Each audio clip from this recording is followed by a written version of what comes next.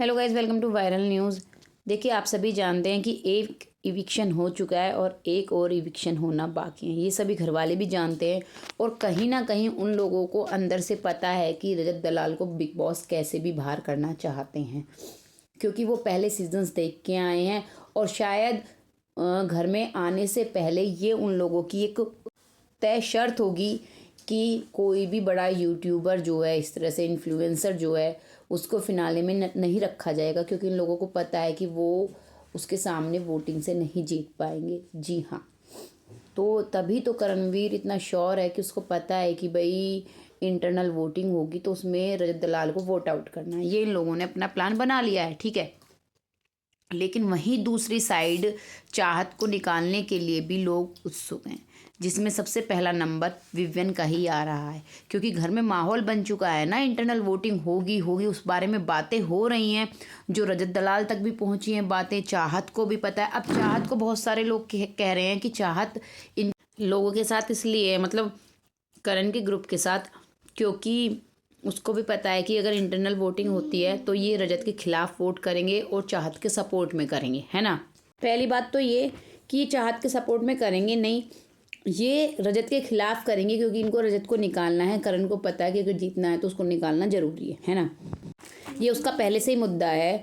अगर श्रुतिका होती तो श्रुतिका को बचाने के लिए करते, है ना, चाहत को चाहे निकालना होता तो वो चीज़, वो मैटर अलग है। और चाहत अगर इनके साथ बैठ भी रही है फेवर के लिए तो क्या गलत है भाई, यही तो गेम है, इसे तो समीकरण कहते हैं। रजत भी तो बार बार कहता है कि समीकरण।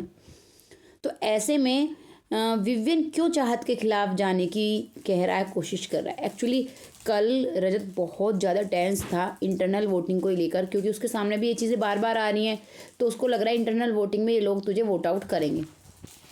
क्योंकि देखिए, उधर से 3 लोग हैं, है ना। अगर माने कि चाहत और रजत तो वोट कर ही नहीं सकते हैं, क्योंकि वो तो खुद भाई इन दोनों में से ही जाना है ना। करेंगे भी तो वो उसे करेगी, वो उसे करेगा, न्यूट्रल हो जाएगा, उससे कोई फ़र्क ही नहीं पड़ेगा। तो उधर की साइड 3 लोग हैं जो ऑलरेडी पूरी तरह से रजत के खिलाफ हैं, तो वो भी तो इधर से लोगों को अपनी साइड करने की कोशिश कर रहा है कि ईशा, अविनाश और विवियन उसकी साइड करें, जिससे कि भाई जो वोटिंग है वो फेल हो जाए, बराबर बराबर हो जाएगा, तो कौन जाएगा।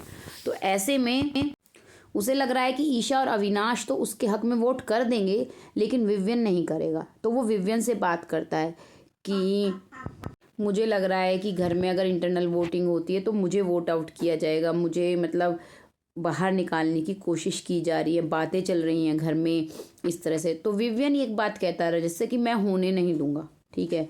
तो इसका मतलब समझ रहे हैं आप, होने नहीं दूंगा का मतलब कि अगर इंटरनल वोटिंग की बारी आती है तो भाई मैं तेरा सपोर्ट करूंगा।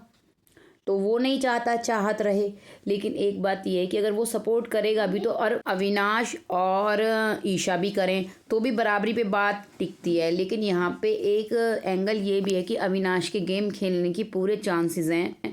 उसको लगेगा कि चाहत तो वैसे ही वीक है, तो वो पहले अगले हफ्ते में निकल जाएगी, टॉप 5 से पहले ही बाहर हो जाएगी। लेकिन रजत को निकाल देते हैं, क्योंकि वो बिल्कुल अच्छा दावेदार है जीतने का भी या टॉप 5 के लिए भी, तो वो अपनी जगह बनाने के लिए सबसे पहले रजत की कोशिश करेगा। तो अगर विवियन सपोर्ट कर भी देता है रजत को, तो ये दोनों देखना, बहन और अविनाश जो है, रजत की बहन और अविनाश, ये दोनों धोखा देंगे, ऐसा लग रहा है बिल्कुल। तो भाई प्लानिंग इस ओर हो रही है तो प्लानिंग दूसरी तरफ भी तो हो रही है ना।